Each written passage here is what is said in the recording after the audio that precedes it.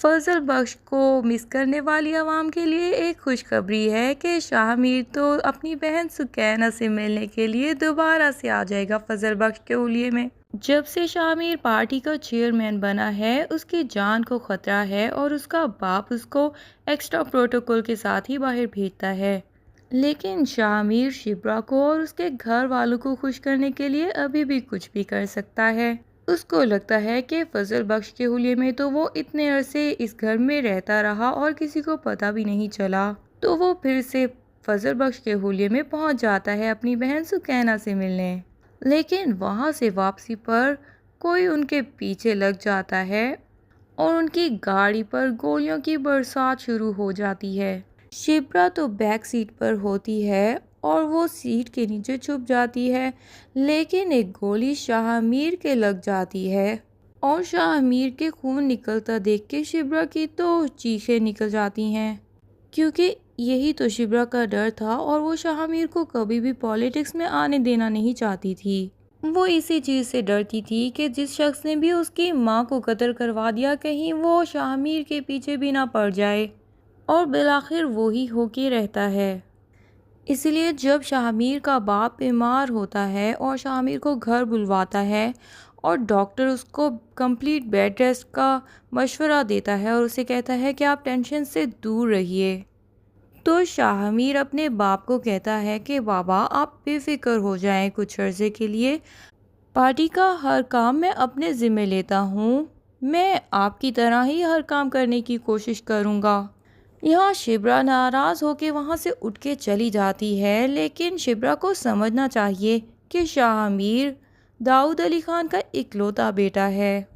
तो जब डॉक्टर एक जवान बेटे के सामने उसके बाप के बारे में कहे कि इनको रेस्ट की ज़रूरत है और ये बहुत ज़्यादा टेंशन्स ले रहे हैं, इसी वजह से इनकी तबीयत ख़राब हो गई है, तो जवान बेटे का फ़र्ज़ बनता है कि जब डॉक्टर उसके सामने उसके बाप के बारे में ये सब बताए तो वो यही कहे कि बाबा आप टेंशन मत लें, मैं आपके काम संभालूंगा। बेटे का फ़र्ज़ बनता है कि वो अपने बाप की सेहत का ख्याल रखे और उसकी हर मुश्किल दूर करने की कोशिश करे। अगर जवान बेटा अपने बाप की परेशानी नहीं दूर कर सकता तो और कौन करेगा आखिर। लेकिन शिब्रा को पता नहीं क्या हो जाता है कि वो वहाँ से नाराज़ होकर उठ के चली जाती है।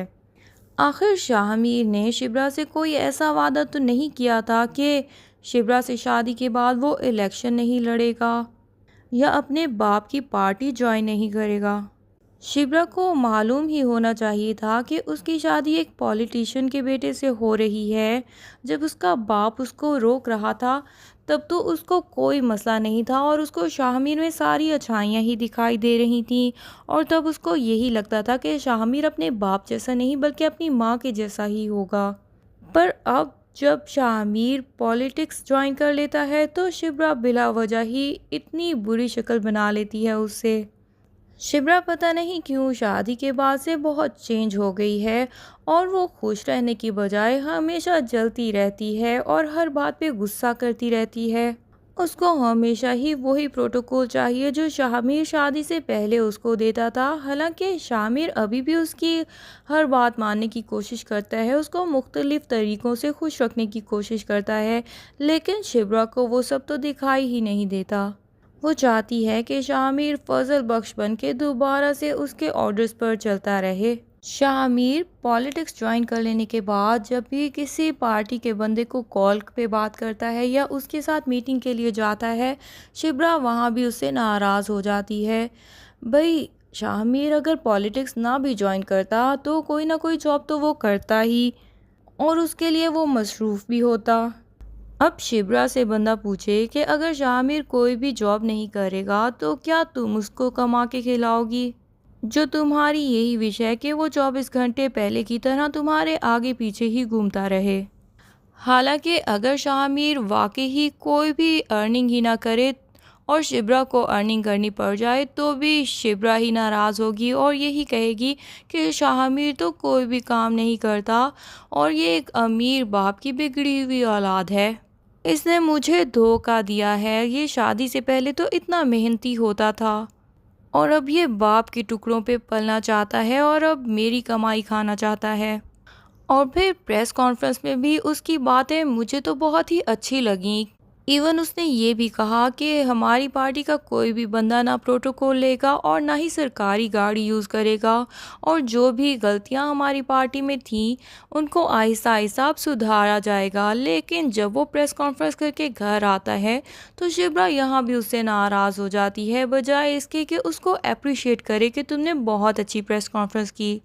शिप्रा को यही लगता है कि शामिर को प्रेस कॉन्फ्रेंस मुझसे मशवरा लेके ही करनी चाहिए, कि मतलब जैसे इसने प्रेस कॉन्फ्रेंस की और उसके बाप के ख़िलाफ़ जो मर्ज़ी बोलती गई, तो इसको लगता है कि शामिर को भी शायद इसी तरह ही बोलना शुरू कर देना चाहिए था। भाई इसको पता होना चाहिए कि शामिर जिस पार्टी के साथ है वो उसके अगेंस्ट नहीं जा सकता, पार्टी की हर बात मान के ही चलना होता है। ऐसा तो नहीं हो सकता कि शामिर अकेला अपनी पार्टी के ऑपोजिट जाके खड़ा हो जाता कि भाई नहीं, मेरी पार्टी में तो बहुत बुराइयां हैं और मैं वो सारी की सारी अब दुरुस्त करने आया हूँ, और मैं जो भी कुछ करूँगा सिर्फ अपनी बीवी से मशवरा करके करूँगा, जिसको पॉलिटिक्स की कोई इन्फॉर्मेशन ही नहीं है।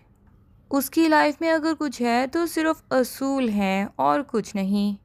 उसे नहीं पता कि पॉलिटिक्स में क्या क्या करना पड़ता है। शिप्रा ये भी नहीं जानती कि अगर शामिर इलेक्शंस में नहीं खड़ा होता तो वो आखिर गरीबों के लिए भी काम कैसे कर पाता। उसने गरीबों के लिए जो स्कूल्स बनाए हैं और उनकी मदद के लिए जो भी काम कर रहा है, वो आखिर इस पॉलिटिक्स में आने के बाद ही कर पाएगा ना।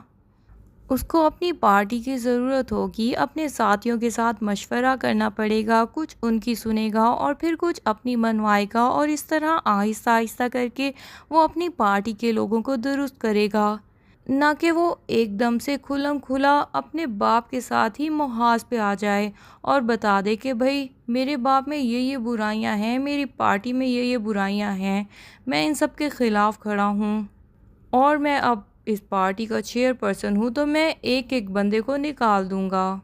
शामिर तो खुद भी कहीं ना कहीं अपनी माँ का ख्वाब ही पूरा करना चाहता है, और उसकी माँ का ख्वाब भी तो वही है जो शिप्रा चाहती है। फिर शिप्रा को इस बात से भी प्रॉब्लम होती है कि क्या अब हमेशा प्रोटोकॉल हमारे साथ साथ ही रहेगा। तो शामिर बगैर प्रोटोकॉल के उसके साथ फजल बख्श बन के होटल में चला जाता है, और वहाँ फिर एक बंदा उनके साथ सेल्फी बनाने के लिए आ जाता है और सबके सामने एलानिया बताने लग जाता है कि तुम तो शामिर सिकंदर हो ना। इस बंदे को यकीनन हारून बेग ने ही भेजा होगा। शामिर होटल में बगैर प्रोटोकॉल के शिप्रा के लिए ही आया होता है ताकि वो शिप्रा को खुश कर सके, लेकिन शिप्रा यहाँ भी उससे नाराज़ हो जाती है और कहती है कि तुमने तो लोगों के सामने मेरा तमाशा बना के रख दिया। उस बंदे से तुम्हें रूडली बात करने की क्या ज़रूरत थी। ऐसा लगता है कि शिप्रा को तो अब शामिर की कोई भी बात पसंद ही नहीं आती। आखिर कैसे शामिर शिप्रा को यकीन दिला पाएगा कि वो अभी भी उससे मोहब्बत करता है, ये सब जानने के लिए हमारी अगली एपिसोड का इंतज़ार कीजिए। तब तक के लिए अल्लाह हाफिज़। वीडियोस पसंद आ रही हो तो लाइक एंड कमेंट ज़रूर कर दिया करें और चैनल को सब्सक्राइब करना ना भूलिए। Thank you.